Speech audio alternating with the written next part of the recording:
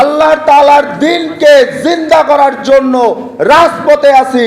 এই রাজপথ থেকেও যেন আল্লাহ তাআলা শাহাদাতকে কবুল করে। বাংলাদেশের সেনা অফিসাররা অনেকে আসছে, যাদেরকে আমাদের বক্তব্য না, তাদেরকে আমার মাথার তাজ করা উচিত। তারা এইখানে আসছে বাংলাদেশকে প্রেজেন্ট করার জন্য। এখানে ইরানের রাষ্ট্রদূত আসছে, এটা আমাদের জন্য একটা সৌভাগ্যের বিষয় যে তারা আমাদের সাথে একত্র হয়েছে। আমি সংক্ষিপ্ত বলবো কয়েকটা কথা। আমার এই ইনসাফ গার্ডের প্রধান লক্ষ্য হলো মুসলিম উম্মার ঐক্য করা।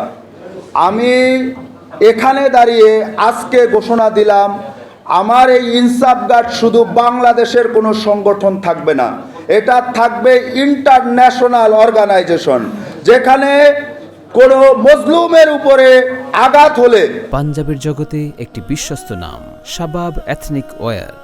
আমরা এখান থেকে তার তীব্রভাবে প্রতিকার করব।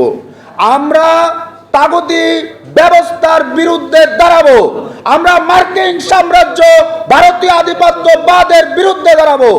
আমরা শিয়া সুন্নি সকল মাযহাবকে ভেদাভেদ ভুলে গিয়ে আমরা মুসলিম উম্মার ঐক্যের জন্য ডাক দিব ইনশাআল্লাহ তাআলা। আগামী 1 বছর যদি আমি রায়হান বেঁচে থাকি, ইনশাআল্লাহ বাংলাদেশে 26টা রাষ্ট্রদূতদেরকে দাওয়াত দিয়ে মুসলিম উম্মার ঐক্যের জন্য কাজ করব। এটাই আমাদের লক্ষ্য। এবং আমি সংক্ষিপ্তভাবে একটা কথাই বলবো, আল্লাহ তাআলার দিনকে জিন্দা করার জন্য রাজপথে আছি। এই রাজপথ থেকেও যেন আল্লাহ তাআলা শাহাদাতকে কবুল করে।